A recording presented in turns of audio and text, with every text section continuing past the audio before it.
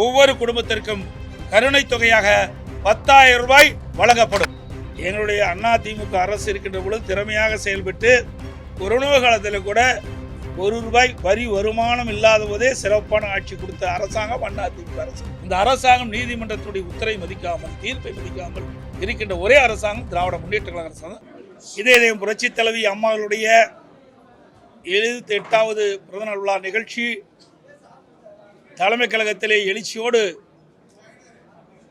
மூத்த தலைமை கழக நிர்வாகிகள்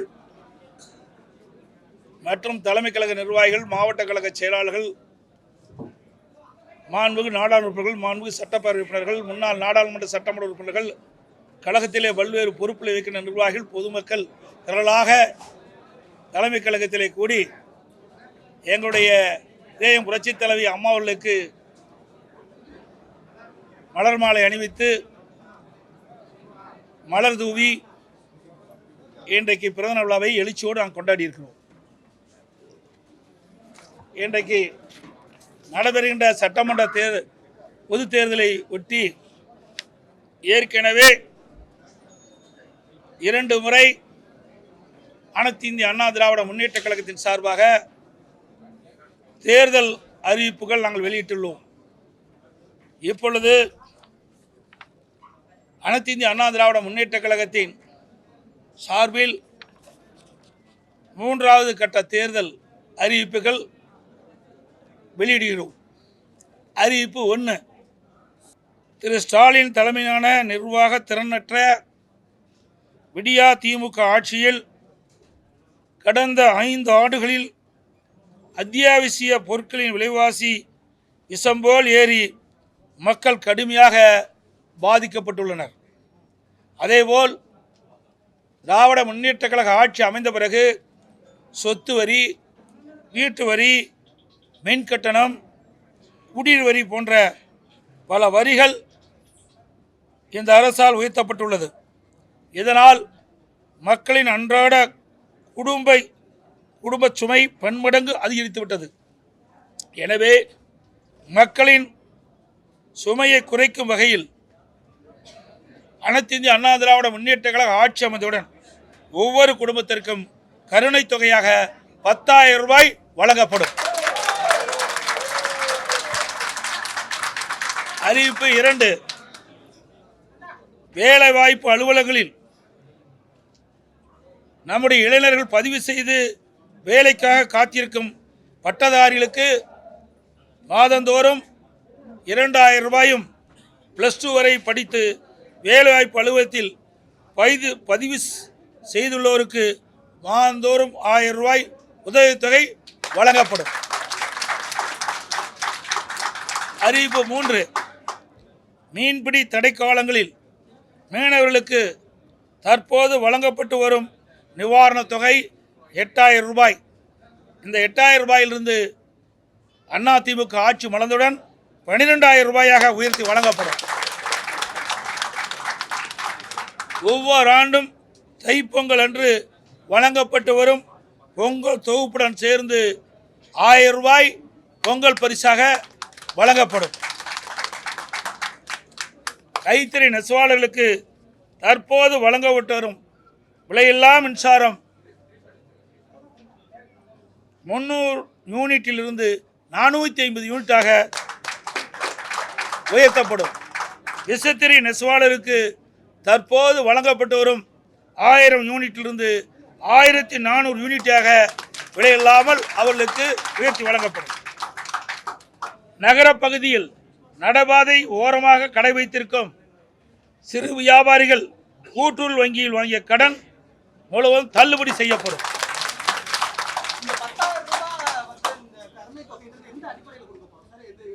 இப்போ சொல்லதே கருணை தானே, எந்த அடிப்படையில்? கருணை அடிப்படையில் தாங்க கொடுக்குறோம்.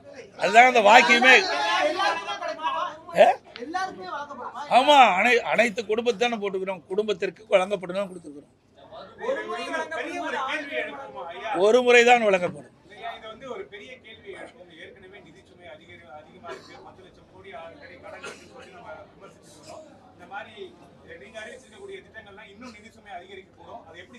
நான் ஏற்கனவே சொல்லிவிட்டேன்.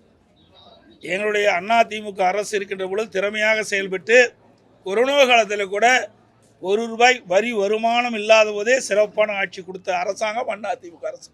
அதனால் வருவாயை பெருக்கி நாங்கள் அறிவிக்கப்பட்ட நலத்திட்ட உதவிகள் முழுமையாக வழங்கப்படும்.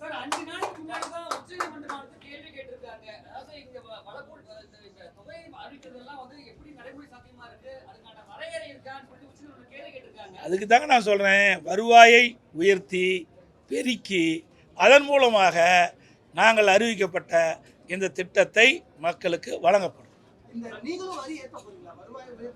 அது இப்போல்லாம் எப்படிங்க சொல்ல முடியும்? வரி ஏற்றுறாங்களா இல்லையா? நீங்கள் கேட்குற கேள்வியெல்லாம் அதாவது வரி உயர்த்துறது பலர் இருக்குது, புரியுதுங்களா?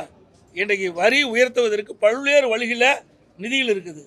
அந்த நம்முடைய நிதி துறையைச் சேர்ந்தவர்கள் நிபுணர்கள் மூலமாக எந்தெந்த வகையில் வரி பெருக்க முடியுமோ உயர்த்த முடியுமோ அதை உயர்த்தி நாங்கள் அறிவிக்கப்பட்ட திட்டங்களுக்கு தேவை நிதியை பெற்று திட்டங்களை செயல்படுத்தும். வேலையில்லாத பட்டதாரிகளுக்கு மாதமான காசு தரும் நம்ம சொல்லியிருக்கோம். ஆனால் அது இந்த பட்டதாரிகள் வேலையில்லாத பட்டதாரிகள் அதிகமாக இருக்காங்க, அவங்களுக்கு வேலை வழங்குவதற்கு நம்ம வேற என்ன முயற்சி எடுக்கணும்? அதுக்கு தாங்க நாங்கள் ஏற்கனவே மாண்புமிகு புரட்சி தலைவி அம்மா தமிழகத்துடைய முதலமைச்சராக இருக்கின்ற காலகட்டத்திலே படித்த இளைஞர்களுக்கு வேலைவாய்ப்பை வழங்க வேண்டும் அடிப்படையில் 2015ஆம் ஆண்டு தொழில் முதலீட்டாளர் மாநாட்டை சென்னையில் நடத்தி சுமார் 2,42,000 கோடி தொழில் முதலீட்டு ஈர்க்கப்பட்டு 74 புரிந்துணர்வு ஒப்பந்தங்கள் பெற்று அதையெல்லாம் செயல்பாட்டுக்கு இன்றைக்கு பல்லாயிரக்கணக்கானவர் வேலை கிடைத்திருக்கு. அதே வழியில் மாண்பு அம்மாவுடைய அரசு 2019 ஜனவரி மாதம் சென்னையில் தொழில் முதலீட்டு மாநாட்டை நடத்தி 3,05,000 கோடி தொழில் முதலீட்டு ஈர்க்கப்பட்டு 304 புரிந்துணர்வு ஒப்பந்தங்கள் போடப்பட்டு அதன் மூலமாக தொழிற்சாலைகள்லாம் பயன்பாட்டுக்கு பல்லாயிரக்கணக்கான இளைஞர்களுக்கு வேலைவாய்ப்பு கிடைக்கும். அதே குறிக்கோளோடு அதே வழியில் மாண்பு அம்மாவுடைய அரசு வந்த பிறகு புதிய தொழிற்சாலைகள் தமிழகத்திலே நிறுவப்பட்டு அதுக்கு தேவை நடவடிக்கை எடுக்கப்பட்டு அதன் மூலமாக பல்லாயிரக்கணக்கான இளைஞர்களுக்கு வேலைவாய்ப்பை உருவாக்கி தருவோம். அதுவரை படித்து பட்டம் பெற்ற இளைஞர்கள் அவர்கள் மன உளைச்சல் இருக்கிறாங்க. அதற்காக இந்த தொகையை நாங்கள் முதல் கட்டமாக வழங்குவோம்.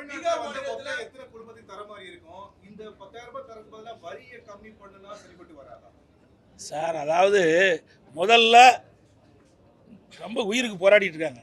அவளுக்கு என்ன சொல்லுவோம்? அவளுக்கு அந்த உயிரை காப்பாற்றுவதற்கு இல்லை இது வைப்போம்ல, இல்லை வெண்டிலேட்டர் வைக்கிறோம்ல, இந்த ஆட்சியில் வெண்டிலேட்டர் வைக்கிற அளவுக்கு போயிடுது. இன்றைக்கி மக்கள் அப்படிப்பட்ட துன்பத்தை அனுபவிச்சுட்டு இருக்கிறாங்க. ஆகவே முதல் மக்களை காப்பாற்ற வேண்டும். விலைவாசி அதிகரித்து விட்டது, அதிலிருந்து மக்களை காப்பாற்றும் அந்த அடிப்படையில் தான் இதை நாங்கள் அறிவிச்சிருக்கோம்.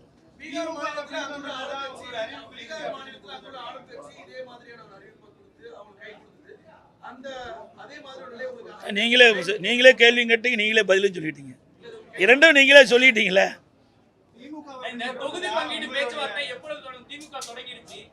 அவர்கள் நிறைய கட்சியை நம்பித்தான் அவர்கள் தேர்தலே போட்டிடுறாங்க.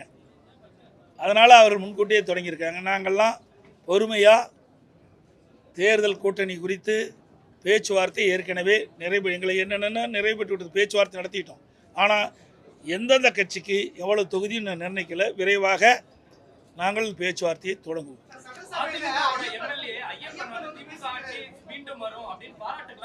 அவர் யாரோட இருக்கிறான்னு முதல் தெரிஞ்சுக்கிட்டீங்களா? ஏங்க எல்லாம் ஆட்சியும் முடிய போகுது, அவர் மேலே நடவடிக்கை எடுத்து என்ன பண்ணுறது, என்ன பயன்? ஆக அவர் யாரோடு இருந்தார் உங்களுக்கு நன்றாக தெரியும். அவர் யாரோடு சேர்ந்திருக்காருன்னு உங்களுக்கு தெரியும், யாருக்கு ஆதரவாக செயல்பட்டுருக்கான்னு தெரியும். இதையெல்லாம் தெரிஞ்சுக்கிட்டு இந்த கேள்வி எங்கள் நடித்த கேட்குறீங்களா?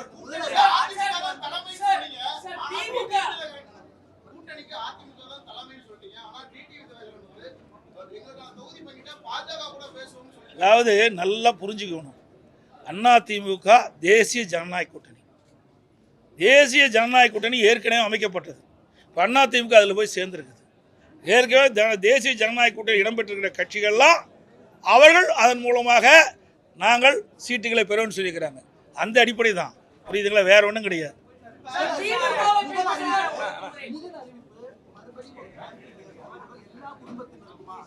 எது சார்? நான் தான் திருப்பி, அதாவது எல்லா குடும்பம், அதை பாரு, குடும்ப இதில் தெளிவாக பாருங்க, ஒவ்வொரு குடும்பம் ஒவ்வொரு குடும்பத்திற்கும் கருணைத் தொகை 10,000 நாங்கள் அது உங்களுக்கு ஜெராக்ஸ் கொடுப்போம். மாநிலங்களவை தேர்தலுக்கு என்ன சார் முடிவு எடுத்திருக்கோம்? ஏற்கனவே அதெல்லாம் எங்களுடைய ஆட்சி மன்றங்களுக்கு கூடி அதற்கு தகுந்த முடிவு எடுக்கும் ரீட்டைன் ஆகுதா? அதிமுகவை ரீட்டைன் பண்றாங்களா ஒரு சீட்? சார். அதான் சொன்னேன், ஆட்சி மன்ற குழு அதை கூடி அதற்குண்டான முடிவு எடுத்து அறிவிக்கப்படும். சார், என்றைக்கு திமுக நீதிமன்றம் கொடுத்த தீர்ப்பை ஏற்று அமுல்படுத்தி இருக்குது? நீதிமன்ற தீர்ப்பை மதிக்காத ஒரு கட்சினா திமுக கட்சி தான். இன்றைக்கு திரு நேரு அவர்கள் மீது இடி ஆதாரத்தோடு குற்றச்சாட்டுகளை அங்கே இருக்கின்ற மாநிலத்தில் இருக்கின்ற தலைமை காவல் துறை அதிகாரிக்கு அனுப்பிட்டுருக்காங்க. 3 முறை அவள் அறிக்கை அனுப்பப்பட்டதாக தகவல் செய்திகள். அதன் அடிப்படையில் நடவடிக்கை எடுக்காத காரணத்தில் தான் அனைத்து இந்திய அண்ணா திராவிட முன்னேற்ற கழகத்தின் சார்பாக நாங்கள் உயர்நீதிமன்றத்தில் வழக்கு தொடர்ந்தோம். அந்த அடிப்படையில் நீதிமன்றம் விசாரிக்கப்பட்டு இடி தாக்கல் செய்த அந்த அறிக்கையின்படி அதில் என்னென்ன விவரங்கள் இருக்குதோ அதையெல்லாம் உள்ளடக்கித்தான் நீதிமன்றம் ஒரு தீர்ப்பை வழங்கியிருக்கிறது. அந்த தீர்ப்பை மதித்து இந்த அரசு செயல்பட வேண்டும் என்பதுதான் எங்களுடைய கோரிக்கை. செயல்படும் என்று நாம் எதிர்பார்க்கிறோம். ஏனால் இதுவரை திராவிட முன்னேற்ற கழகத்துக்கு எதிராக வந்த எந்த தீர்ப்பையுமே இவர்கள் மதித்ததே கிடையாது. இதுவரை டிஜிபி, நிரந்தர டிஜிபி, சட்ட ஒழுங்கு நிரந்தர டிஜிபி நியமிச்சிருக்காங்களா? நீதிமன்றம் வச்சு, உயர்நீதிமன்றம், உச்ச நீதிமன்றம் போய் வந்த பிறகு கூட இந்த அரசாங்கம் நீதிமன்றத்தினுடைய உத்தரவை மதிக்காமல், தீர்ப்பை மதிக்காமல் இருக்கின்ற ஒரே அரசாங்கம் திராவிட முன்னேற்ற கழக அரசாங்கம். அனைத்து ஊடகங்களுக்கும் நன்றி, வணக்கம்.